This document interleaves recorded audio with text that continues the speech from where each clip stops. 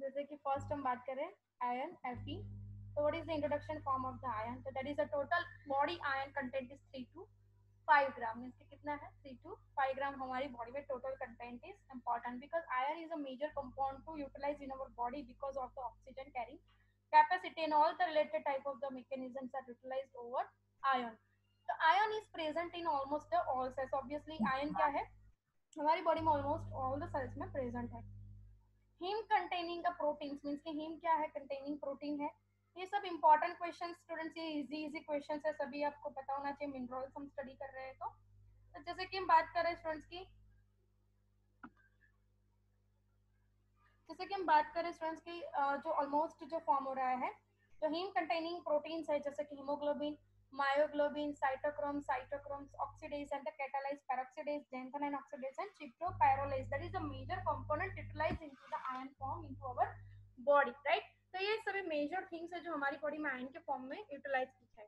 Next हम देखते हैं कि 75% of the total Fe in hemoglobin and 5% into the myoglobin. Means की जो टोटल जो Fe फॉर्म है, मीन्स की टोटल 75% ऑफ द फेरस जो है, मीन्स की Fe है जो हीमोग्लोबिन के साथ कंटेंट है, और 5% इंटू द मायोग्लोबिन. आपको पता ही है कि मायोग्लोबिन क्या है, तो 5% इंटू मायोग्लोबिन मीन्स की मायोग्लोबिन क्या है स्टूडेंट्स के, जो हमारी बॉडी में जितने भी सीरमेटिक फॉर्म है, प्लाज्मा मटेरियल है, उसमें अल्फा बीटा और गामा, तो उसी तरह से उसमें मायोग्लोबिन फैक्टर है कि जो हमारी बॉडी में इम्यूनिटिकल सब्सटेंस अल्फा बीटा और गामा में important myoglobin is most important. हमने मायोग्लोबिन पूरा कंप्लीट करवाया था, आपको याद होना चाहिए. नॉन हीन आयन कंटेनिंग प्रोटीन कौन कौन से है, तो नॉन हीन, हीम के अलग से कंटेनिंग प्रोटीन कौन से, तो ferritin, transferrin, haemosiderin, lactoferrin and neutrophils. जो कौन से है, जो iron non haem iron containing proteins है कि जो जो अलग हीम में इसके साथ कनेक्टेड प्रोटीन्स नहीं है तो भी वो हीम के जैसा काम कर रहा है. तो ये सभी क्या है स्टूडेंट्स, ये हीम के प्रोडक्टिविटी फॉर्म है कि जो बूस्टिंग फॉर्म करेगा. biochemical function that is important for you students. So what is the biochemical function? So biochemical function that is a tissue respiration. So obviously tissue में respiration और oxygen और carbon dioxide का जो भी supplementary form हो रहा है वो किसके कारण होगा, Fe के कारण होगा, बिकॉज ऑक्सीजन कैरिंग कैपेसिटी किसके पास है स्टूडेंट्स, Fe के पास है. So ion can change readily between the ferrous and the ferric state and function in electron transfer function. means कि electron transfer function means कि ion supplementary mechanism में वो functionally काम कर रहा है, जैसे कि ion supplementary form, oxygen form. तो आयन सप्लीमेंट्री फॉर्म पर मैकेनिज्म जितने भी है या न्यूरल सप्लीमेंट्री फॉर्म जितने भी है उसमें ये काम कर रहा है. रिएक्शंस में नाम है उसमें कौन कौन से फैक्टर है, तो टिश्यू रेस्पिरेशन साइटोक्रोम्स है, NADH डिहाइड्रोजनेस और सक्सिनेट डिहाइड्रोजनेस. ये सभी के बारे में आपको पता ही है. NADH that is a nicotinamide adenine dihydroxy phosphate that is called as what, a dehydrogenase, that is one type of the enzymatic form के जो भी type of NADPH डिपेंडेंट जितनी भी साइकिल है तो उसमें इसका टिश्यू का फंक्शन इसके आयन के साथ इसका होगा. एंड सक्सिनेट डिहाइड्रोजेनेसिस मींस के सक्सिनेटेड फॉर्म्स में जो हाइड्रोजन मॉलिक्यूल्स रिमूव हो रहा है तो वो ये टाइम ऑफ द रेस्पिरेशन के साथ वो रिएक्शन में पार्टिसिपेट करेगा. Transport of the gases, what are the transport, is able to bind with the molecular oxygen and CO2 means की एबल टू बाइंड है, तो कौन कौन से ऑक्सीजनेटेड मॉलिक्यूल्स मीन्स के ऑक्सीजन और CO2 के मॉलिक्यूल्स को मीन्स की CO2 को रिलीज करेगा और ऑक्सीजन सप्लाई को कंज्यूम करेगा और अपनी एरोबिक जितनी भी मेटाबॉलिक साइकिल उसको कंप्लीट करेगा. The main function is to coordinate the oxygen molecules into heme of the hemoglobin so that it can be transported from the lungs to the tissue. तो main functions क्या है उसका, oxygen के साथ coordinate करना with the haemoglobin material का haem के साथ. सो जिसके कारण transported from lungs to the tissue के जो टिश्यू के साथ वो लंग्स के साथ और टिश्यू के साथ वो कोऑर्डिनेट करके उसको यूटिलाइज करेगा. Oxidative reactions, what is the oxidative reaction? The component of various oxidoreductase enzymes means कि जो component है various oxidoreductase के जो enzymes है तो vital role in oxidative reactions means कि अलग अलग type of oxidative reactions में participate करेगा. जैसे कि oxidoreductase का reason क्या है, तो रिडक्शन ऑक्सीडेशन होना, और रिडक्शन का नाम इसका ऑक्सीडेशन का रीजन है कि जो ऑक्सीजन की कैपेसिटी फॉर्म में उसके प्रेजेंस में जो वेरियस रिएक्शंस होते हैं, जितने भी एरोबिक रिएक्शंस होते हैं, जितने भी एंजाइमेटिक फॉर्म होते हैं, जितने भी ऑक्सीडेटिव रिएक्शंस अकर होते हैं, वो सभी ऑक्सीडेटिव रिएक्शंस के कारण हीमोग्लोबिन के साथ वो कंटेक्ट होता है. मींस कि iron is major important. Immune response, the required for effective activity of the lysosome enzyme peroxidase means की जो भी एक्टिविटी लाइसोसोमल एंजाइम्स की जो एक्टिविटी है पेरोक्सीडेज के द्वारा वो इम्यून रिस्पॉन्स को कॉज करेगा। Help in a phagocytic and bactericidal activity of the neutrophil, means की वो हेल्प करेगा फैगोसाइटिक मूवमेंट के लिए, मीन्स की engulfing of the any bacterial or microbial factor into the body and activity of the neutrophils, means के neutrophils की activity को major करा, मीन्स की कोई भी टाइप ऑफ इन्फेक्शन हमारी बॉडी में इन्वेड होगा तो जो भी टाइप ऑफ इन्फेक्शन मीन्स की इन्फ्लामेशन कॉज होता है, रप्चरेटिव फॉर्म होगा, तो उसके सामने न्यूट्रोफाइल्स पीएमएन फैक्टर जो काम करेगा, राइट। तो आप पैथोलॉजिकल सब्सटेंस में काम करोगे तो ये न्यूट्रोफाइल्स का activated form and I mean haemoglobin के साथ और आयन के साथ उसका एक्टिवेटेड फॉर्म में। रिक्वायरमेंट कितनी चाहिए, तो पर डे मेल और फीमेल का requirement Indian diet contains greater than 10 to 20 mg of the ion, कितना इंडियन डाइट के मुताबिक ग्रेटर देन मींस की 10 to 20 माइक्रोग्राम से ज्यादा थोड़ा हमें आयन चाहिए। Only about the 10% of its absorb, इसमें से कितना एब्जॉर्प्शन होता है, only the 10% is absorbed into the required diet. 1 mg is essential each day from the human body, means की 1 mg जितना जो एलिमिनेट हो रहा है हमारी बॉडी से, जो हम इंटेक कर रहे हैं ग्रेटर देन 10 to 20 mg, जितने से ज्यादा। By shedding of the skin epithelial cell and cell lining injury track and exit into the exchange into the urine plus sweat, means कि यूरिनरी ट्रैक और द स्मेल एक्सचेंज यूरिन और the sweat materialistic के कारण जो skin के epithelial cells उसमें utilise होगा, और ये सभी जो हमारी प्रोसेस यूटिलाइजेशन फॉर्म हो रही है ऑक्सीजन फॉर्म के साथ, वो जो मीन्स कि जो ये मेटाबॉलिज्म के बाद जो थिंग्स बनेगा, जो एक्सक्रीटरी फॉर्म बनेगा, उसमें ये सब का इन्वॉल्वमेंट बहुत जरूरी है, जो 1% उसमें कंज्यूम हो रहा है, राइट, टोटल रिक्वायरमेंट्स में से। Requirement in high in woman, तो कौन कौन सी कंडीशन में आयरन का सप्लीमेंट्री फॉर्म हमें ज्यादा चाहिए, तो जैसे कि हम pregnant woman, lactate woman and suffering with the iron, तो ये सभी में रिक्वायरमेंट आयरन का वुमन में ज्यादा चाहिए। जैसे कि 20 to 40 mg जो blood loss in each menstrual cycle, तो कितना चाहिए menstrual cycle every each and every month duration of menstrual cycle का रिलीज होने के कारण 20 to 40 mg हमें पर डे का फॉर्म चाहिए because of this menstrual cycle. Daily demand is increase the 3 to 4 mg in pregnant and lactating, जो normal हम 20 to 40 mg ले रहे हैं उससे 3 to 4 mg हमें प्रेग्नेंट एंड लैक्टेटिंग वुमन में इंक्रीज चाहिए, थोड़ा ज्यादा चाहिए because of nourishment of the growth. 90 mg diversion of the iron to coitus in a pregnancy, means की diversion 900 सॉरी नॉट 90 900 mg जो है वो डाइवर्स हो जाएगा आयन का, जो कोइटस के प्रेगनेंसी का डेवलपमेंट में ट्राइमेस्टर के ड्यूरेशन में उनको प्रेगनेंसी का नरिशमेंट में काम लगेगा।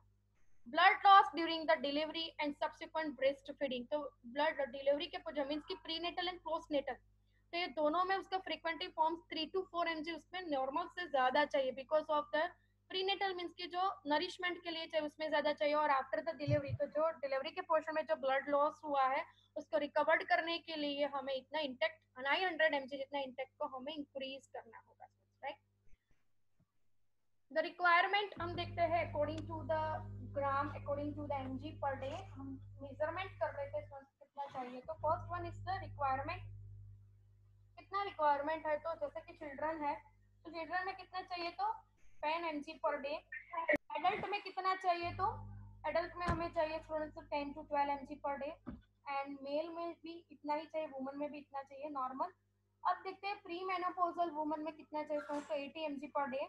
पोस्ट मेनोपॉजल वुमन को कितना चाहिए, तो 10 mg per day, and the pregnant and lactating woman को कितना चाहिए, तो 40 mg पर डे। तो सबसे ज्यादा किसको इंटेक्ट ज्यादा चाहिए, तो प्रेग्नेंट और लैक्टेटिंग वुमन को सबसे ज्यादा इंटेक्ट रिक्वायरमेंट का जरूरी है। सोर्स क्या है, तो it is a good source किसके लिए, तो लीफी वेजिटेबल्स, जैसे इसमें से मिलता है 20 mg पर 100 ग्राम, 20 mg मिल रहा है 100 ग्राम्स इंटेक्ट लीफी वेजिटेबल्स को इंटेक्ट करने के बाद। पल्सेस में से मिल रहा है 10 mg पर 100 ग्राम, सीरियल्स 5 mg पर 100 ग्राम। लीवर मीन्स की जो मीट प्रोडक्टिविटी फॉर्म है उसमें से लीवर में से मिल रहा है 5 mg पर 10 ग्राम, एंड द मीट जो अनदर जनरल मीट है उसमें से 100 ग्राम में से मिलेगा 2 mg हमें आयरन का सप्लीमेंट्री फॉर्म मिलेगा। जो सी फूड है जैसे कि फिश है, ड्राई फ्रूट्स फिश है, अनदर ड्राई फ्रूट्स है, जैगरी है, जो आयरन का गुड सोर्स है जिसमें से हमें थोड़ा गुड सोर्स मिल सकता है आयरन का, राइट। पुअर सोर्स किसमें से होगा, तो मिल्क है, जिसमें से ओनली 0.1 mg पर 100 ml में से मिलेगा, और व्हीट और पॉलिश्ड राइस जिसमें से भी बहुत कम हमें आयरन का सप्लीमेंट्री मिलेगा। अब एब्जॉर्प्शन कैसे होता है, तो ferric ions are reduced with the help of the gastric HCl, means कि आयरन का रिडक्टिविटी फॉर्म हेल्प किसके कारण होता है, gastric HCl, ascorbic acid and cysteine form के जो सल्फोहाइड्रल ग्रुप है, जो हर एक प्रोटीन का एक अनदर फैक्टर होता है सल्फोहाइड्रल ग्रुप, कि जो प्रोटीन की फेवर एब्जॉर्प्शन में हेल्प करेगा इन the presence of the HCl और कोई भी type of the acidic form के बिटवीन में। देन कैल्शियम है, क्यूपरस है, जिंक है, और द पीबी है जो इनहिबिट करेगा एब्जॉर्प्शन को। ये सभी इन्फेक्टेड फॉर्म आयरन को एब्जॉर्प्शन नहीं करेगा, इनहिबिट करेगा मींस कि स्टॉप कर देगा। फाइटोडेस मींस की जो सीरियल्स है, ऑक्सलेट है, वो लीफी वेजिटेबल्स में मिलेगा, और phosphate in the diet to reduce the absorption by the forming of insoluble iron salt. तो ये सभी जो है फाइट सीरियल्स है, जैसे सीरियल्स है वो गुड सोर्स है for the carbohydrate. Leafy vegetables है लेकिन वो ऑक्सलेट फॉर्म है, उसके साथ फॉस्फेट इनलेट है जो डाइट में रिड्यूस होगा, एब्जॉर्प्शन उसका कम कर देगा इनसॉल्युबल आयरन सॉल्ट्स के कारण। मार्जिनल अगर कैसा है तो जैसा डिक्रीज हो जाएगा, जैसे कि टी और एग के कारण उसका डाइजेशन आयरन का कम हो सकता है। अब देखते हैं रेगुलेशन, देखते हैं स्टूडेंट्स, तो रेगुलेशन एब्जॉर्प्शन का कहाँ कहाँ किस तरह से होता है। तो देखते हैं first one, mucosal block theory. तो म्यूकोजल ब्लॉक थियरी में जैसे कि देखते हैं रेगुलेटेड एब्जॉर्प्शन में कहाँ से कैसे होता है। तो फर्स्ट हम थ्योरी देखते हैं म्यूकोजल ब्लॉकेज थ्योरी। तो first one is absorbed bye upper part of the duodenum, means की जो आयरन का जो भी एब्जॉर्प्शन फॉर्म है वो डिओडेनम के अपर पार्ट्स में से होता है, upper part of the duodenum में आयरन का एब्जॉर्प्शन होता है। Homeostasis is maintain at the level of the absorption, means की होम्योस्टेटिस लेवल मींस की आयरन का है, देन कोई भी न्यूट्रल फॉर्म है, CO2 है, ऑक्सीजन है, किसी कोई भी का है, वो होम्योस्टेटिस मैकेनिज्म के साथ ही उसका मेंटेन फॉर्म होगा। अगर होम्योस्टेटिस मैकेनिज्म उसमें नहीं मेंटेन होगा तो एब्जॉर्प्शन आयरन का प्रॉपर मेंटेन नहीं होगा। The next one is iron stored in a depleted, means की जो iron storing power depleted है, different absorption बढ़ेगा, means की अगर मेटाबॉलिज्म होगा तभी एब्जॉर्प्शन उसका इंक्रीज होगा है। डिप्लेटेड मींस की अगर उसका मेटाबॉलिज्म प्रॉपर से नहीं होगा, ऑक्सीजन फॉर्म प्रॉपर से नहीं होगा, या कोई एंजाइमेटिक एक्टिविटी प्रॉपर से नहीं होगी तो एब्जॉर्प्शन उसका इंक्रीज नहीं होगा। और अगर एब्जॉर्प्शन नहीं होगा तो आयरन रिलेटेड जो भी चैनल्स रन हो रही है वो प्रॉपर से रन नहीं हो पाएगी। आयरन स्टोर्स एडेक्युएट एब्जॉर्प्शन, मींस कि आयरन अनदर वे में जो आसपास में स्टोर हो रहे हैं, जो एब्जॉर्प्शन प्रॉपर वे में अगर स्टोर नहीं हो रहे हैं, प्रॉपर टाइम पे अगर नहीं मिल रहे हैं, तो एडेक्युएट फॉर्म से स्टोर होगा तो उसका एब्जॉर्प्शन कम हो जाएगा। ओनली Fe++ मींस की ferrous form is absorbed and not Fe3 ferric, means की Fe++ फॉर्म ही वो एब्जॉर्ब हो सकता है, Fe+3 वो फेरिक है, वो एब्जॉर्प्शन नहीं होता है उसमें। जो फेरस है वो iron bind of the mucosal cell protein है, कि जो प्रोटीन बाइंडिंग कैपेसिटी हो रही है वो सब फेरस के कारण हो रही है, फेरिक के कारण नहीं हो सकती, because of their plussing form. Oxidation capacity form वहां पे +3 है और उसमें 2+ है, तो जिसके कारण वो ऑक्सीडाइज होने के लिए वो अपना पूरा मैकेनिज्म कंक्लूड कर पाए, इसीलिए फेरस आयन के साथ ही वो अपने मैकेनिज्म बाइंड कर पाएगा। जैसे कि ferrous iron binds to mucosal cell protein, mucosal cell protein means की म्यूकोजल लेयर के साथ सेल प्रोटीन का इन्वेड होने के बाद वो डाइवेलेंट मेटल ट्रांसपोर्टर 1 मींस की DMT1 एंजाइमेटिक रिएक्शन के साथ वो कन्वर्ट हो जाएगा। This bounded ion is then transported into the mucosal cell, वो जो सेल म्यूकोजल सेल प्रोटीन है जो इसके साथ बाइंड होगा, ट्रांसफर होने में म्यूकोजल सेल पे हेल्प करेगा। Unabsorbed ion is excreted, means की जो अनएब्जॉर्ब फॉर्म होगा, जैसे कि यहाँ पे फेरस के जगह पे फेरिक हो गया या ज्यादा एक्यूमुलेट हो गया तो ये सभी एक्सक्रीट हो जाएगा अनएब्जॉर्ब फॉर्म के द्वारा। हम बात करते हैं आयन एब्जॉर्प्शन एंड ट्रांसपोर्ट। तो आयन एब्जॉर्प्शन और ट्रांसपोर्ट की बायोकेमिकल मैकेनिज्म क्या है, तो फर्स्ट वन हम देखते हैं तो ल्यूमेन ऑफ द जीआईटी में की gastrointestinal tract of the tissue. तो उसमें फूड हमने इंटेक किया जो फेरिक के कारण है, उसमें गैस्ट्रिक सिस्टम में से जो सिक्रेटेड हुआ, जो ज्यूसेस सिक्रेटेड हुआ HCl है और ऑर्गेनिक एसिड उसमें सिक्रेट हुआ, उसके कारण वो कन्वर्ट दोनों में हो गया, जैसे कि फेरिक और फेरस में हो गया। तो हम बात कर रहे हैं फेरस की बात कर रहे हैं, तो फेरस के फेरिक फेरिक फेरिक में से वो फेरस में कन्वर्ट होगा, फेरस में से फेरिक में कन्वर्ट होगा in the presence of the ascorbic acid cysteine में। और वो सीधा कन्वर्ट होगा फेरो ऑक्सीडेज एंजाइम में, मीन्स कि उसके द्वारा एस्कॉर्बिक एसिड के कारण। फिर उसके बाद वो कन्वर्ट हो गया एपो फेरेटिन, मीन्स कि फेरेटिन फॉर्म कन्वर्ट होगा Fe+3 रिडक्टेज फॉर्म द्वारा, जो फेरो के रीजन बिहाइंड है।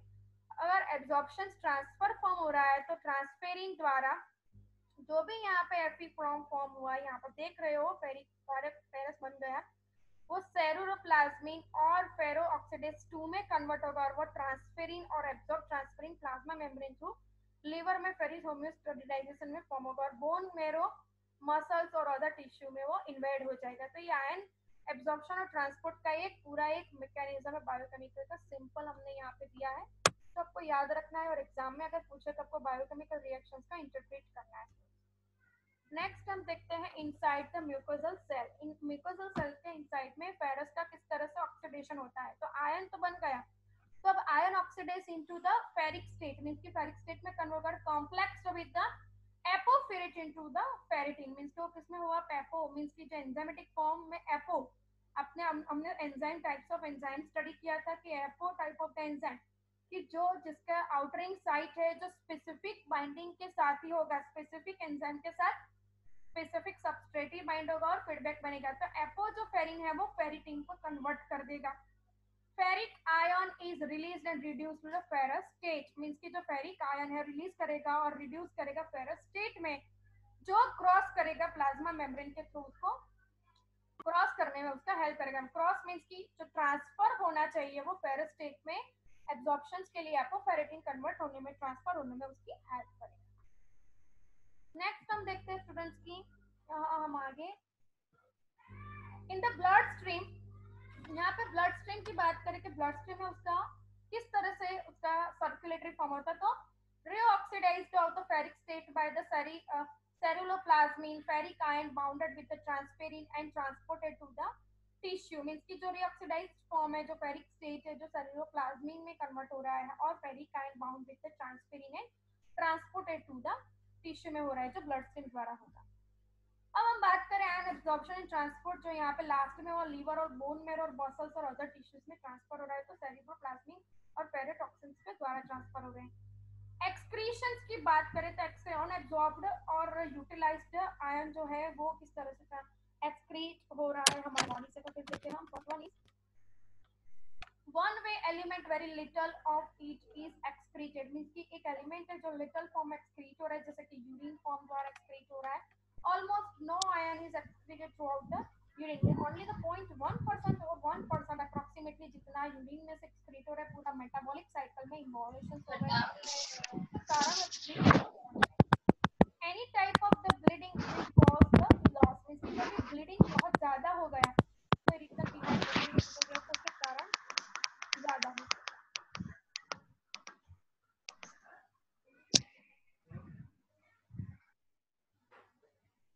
नेक्स्ट हम देखते हैं नॉर्मल लेवल इन प्लाज्मा। तो प्लाज्मा में आयरन का कंटेंट कितना होता है, तो 50 टू 175 माइक्रोग्राम पर डीएल है। नेक्स्ट देखते हैं students, that is a deficiency. तो आयरन डेफिशिएंसी और एनीमिया, तो आयरन डेफिशिएंसी और एनीमिया किससे कॉज हो रहा है, is the most common nutritional deficiency disease. कि जो आयरन की डेफिशिएंसी के द्वारा कौन कौन से डिसीज कॉज हो रहे हैं, तो आयरन डेफिशिएंसी, एनीमिया, जो कॉमन न्यूट्रिशनल डेफिशिएंसी डिसीज को कॉज करेगा स्टूडेंट्स, राइट। कि जो न्यूट्रिशनल डेफिशिएंसी के कारण हमें देखने को मिलेगा कि अगर आयरन इंटेक में प्रॉपर नहीं है, एब्जॉर्प्शन फॉर्म में प्रॉपर नहीं है, तो डेफिशिएंसी हमारी बॉडी में देखने को मिलेगी। Characterised by microcytic hypochromia anaemia, means की ब्लड में एचबी कितना हो गया, लेस देन 12 ग्राम पर डीएल हो गया, तो हमारी बॉडी में डेफिशिएंसी कॉज हो सकती है। Iron deficiency anaemia clinical manifestation कौन से है, तो जैसे देखते हैं तो anaemia, एटोफाई,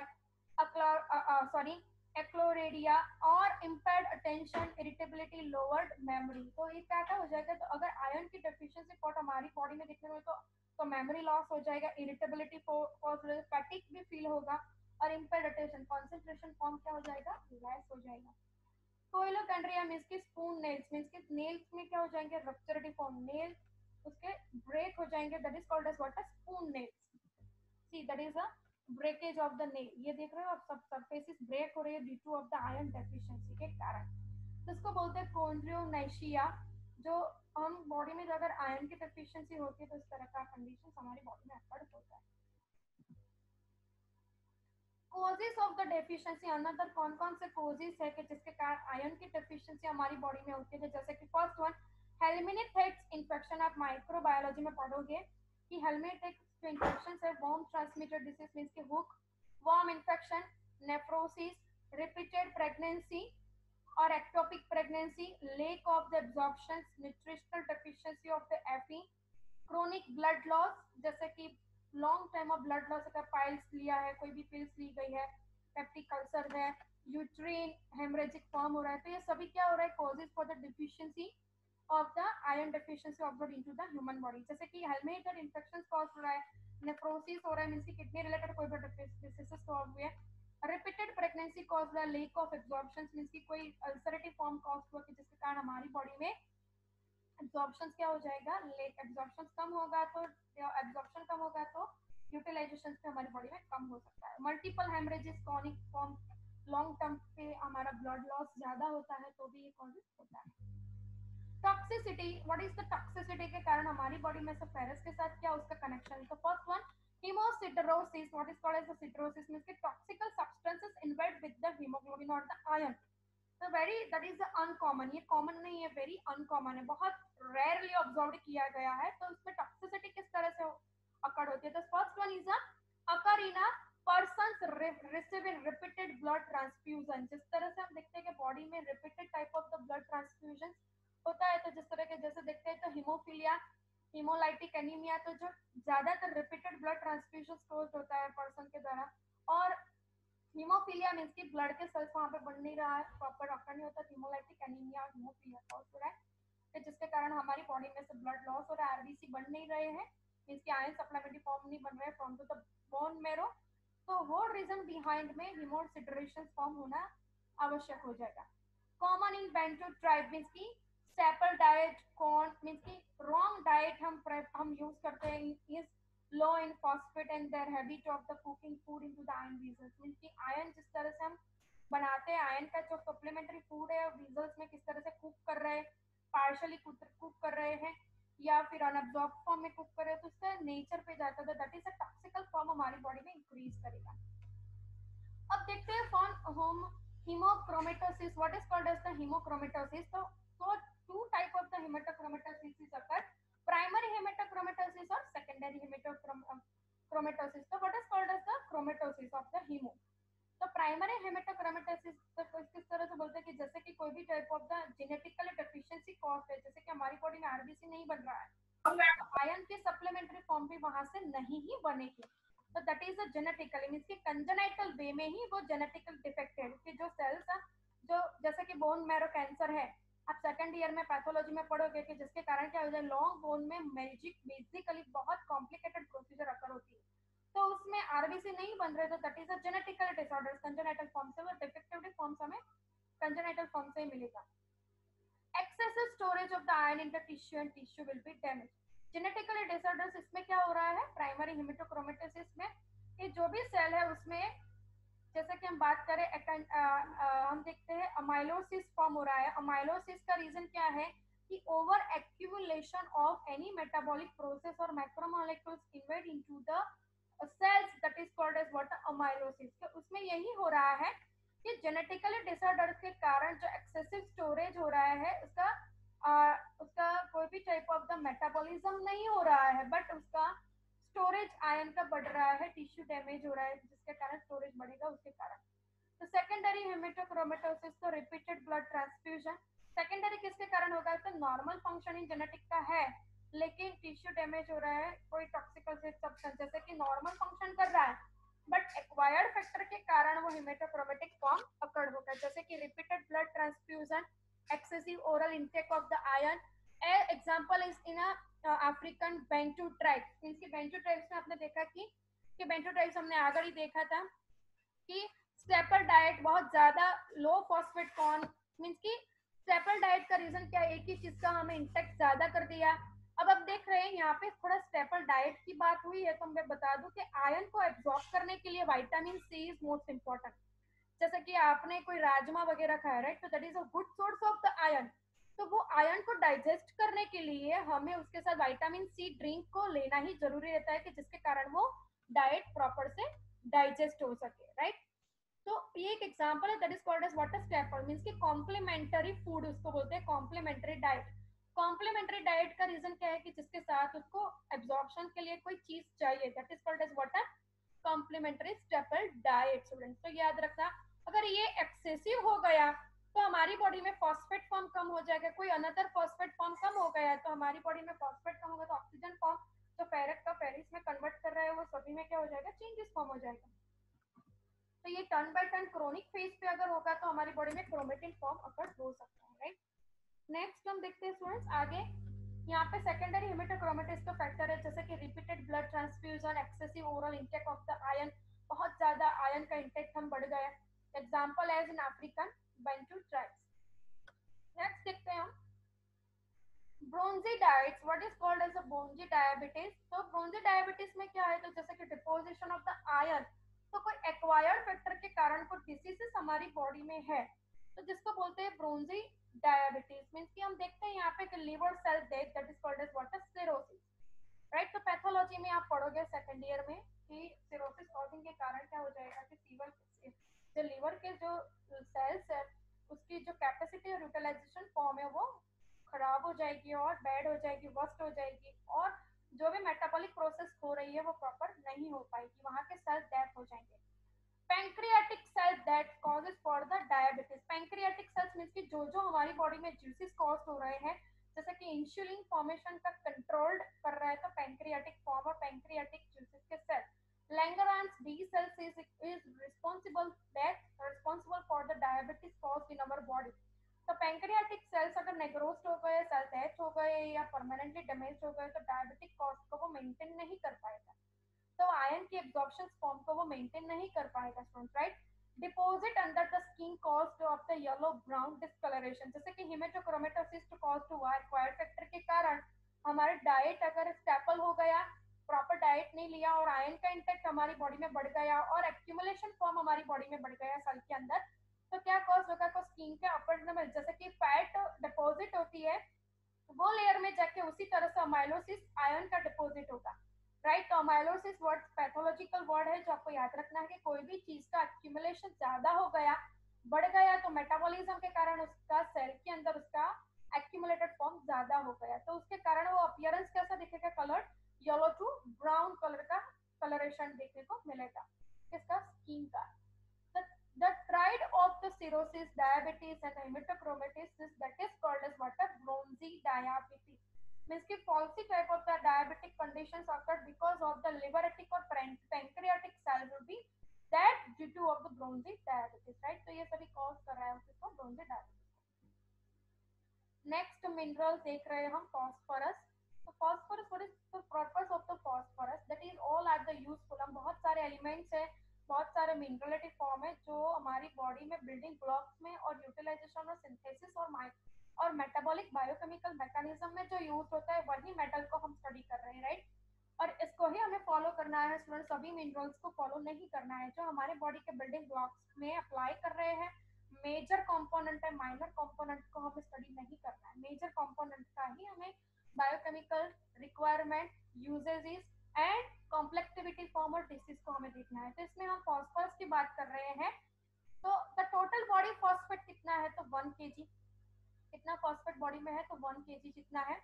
80% into the bone and the teeth, so obviously the calcium and the phosphate, that is the major component to build up of the any bone and the teeth formation, जिसमें आपने एनाटॉमी के first lecture में आपने देखा था कि calcium mechanism of the most important for the building block of the bone and the teeth formation, कि जिसके सॉल्ट, जो कैल्शियम और द फॉस्फोरस के सॉल्ट जिसमें बहुत यूज होते हैं।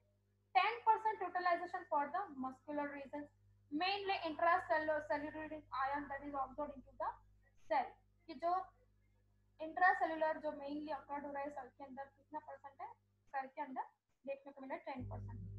फंक्शंस क्या है, तो formation for the bone and the teeth. तो फॉस्फोरस और फॉस्फेट मॉलिक्यूल्स का क्या उसका फंक्शन है, तो फॉर्मेशन किसके लिए है, तो major form of the bone and the teeth.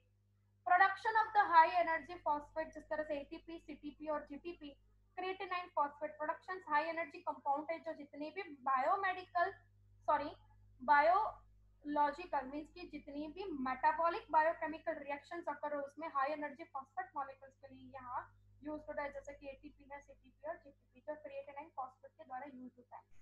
तो the synthesis of the nucleosides coenzymes means के सिंथेसिस न्यूक्लियोसाइड कोएंजाइम्स में यूज होता है, जैसे कि NAD प्लस और NADP प्लस में यूज होता है। डीएनए एंड आरएनए सिंथेसिस में जैसे कि बन रहा है डीएनए और आरएनए में मेजर कंपोनेंट है the side of the phosphate, that is the reason behind it is called as what a nucleotide, or we are already studied the purine and pyrimidine form of the nucleotide and the nucleoside metabolism process, right? तो उसका एक disease हमने देखा था, uric acid consumption caused for the gout, याद आ गया students?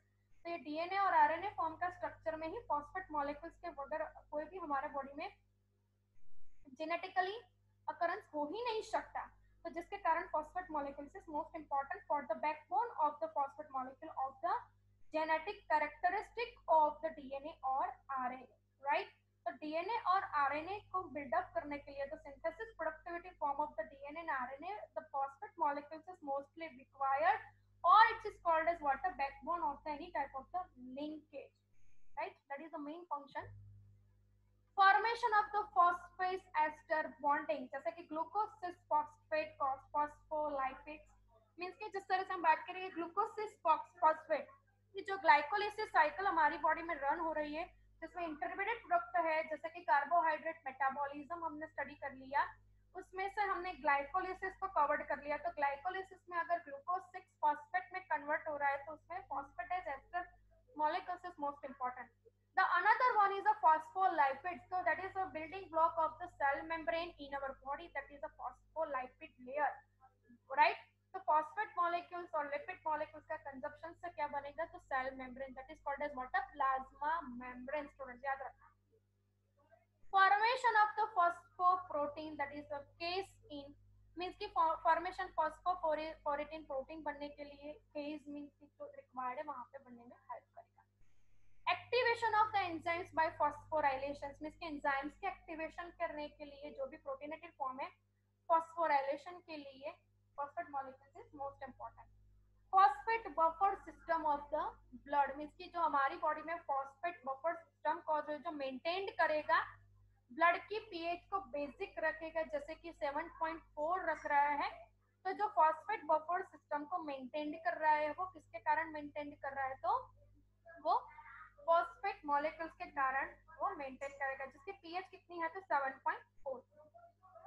Requirement and the source, what is the requirement and the source, तो per day 500 mg पर इसके रिक्वायरमेंट दूसरे से ज्यादा है। कैल्शियम और फॉस्फेट की इन्वॉल्वमेंट फॉर्म सॉल्ट का, मिनरल्स का ज्यादा है, बिकॉज इसका यूटिलाइजेशन फॉर्म हमारी बॉडी में ज्यादा है।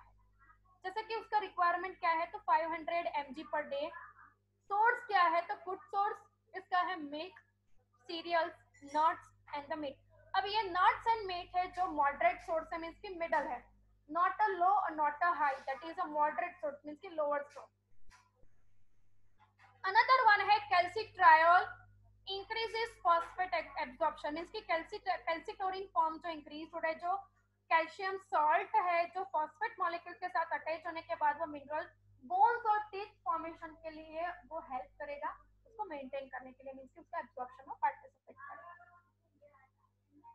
सीरम लेवल कितना है, तो नॉर्मल सीरम में कितना होगा, तो जैसे बात करें कि नॉर्मल एडल्ट में कितना है उसका फॉस्फोरस मॉलिक्यूल्स का 3 to 4 mg पर डीएल, चिल्ड्रन में कितना है तो 5 to 6 mg पर dL, and whole blood phosphate कितना है तो 40 mg पर डीएल है, मींस की 40 mg पर डीएल उसका डेली इंटेक्टेड फॉर्म जो रिस्पांसिबल है हमारे सीरम लेवल में। Decrease in a phosphate level, कौन सी कंडीशन में, which of the complexity conditions the phosphate level is decrease, जैसे कि रिकेटिशियल form, and another one is a hyperparathyroidism, इसकी what is called as that is a calcium secretion form, तो जो calcium salt को बढ़ाएगा, जो कौन सी कंडीशन में होगा, तो हाइपरपैराथायरॉइड सिक्रेशन में, पीटीएच हार्मोन सिक्रेशंस के कारण ये फॉस्फेट लेवल हमारी बॉडी में क्या हो जाएगा, decrease, rickets, that is a vitamin D deficiency, that is called as what, a rickettsial transmission disease. Next हम देखते हैं स्टूडेंट्स, नेक्स्ट मिनरल है सोडियम. तो what is the chief cation of the extra cellular fluid, means की chief बहुत easily हमें available रहता है, और एक्स्ट्रा सेलुलर फ्लूइड जो प्लाज्मा मेम्ब्रेन में एक्स्ट्रा और इंट्रा फ्लूइड है जो कैटायनिक फॉर्म और एनायनिक फॉर्म के साथ इंटरेक्ट करेगा,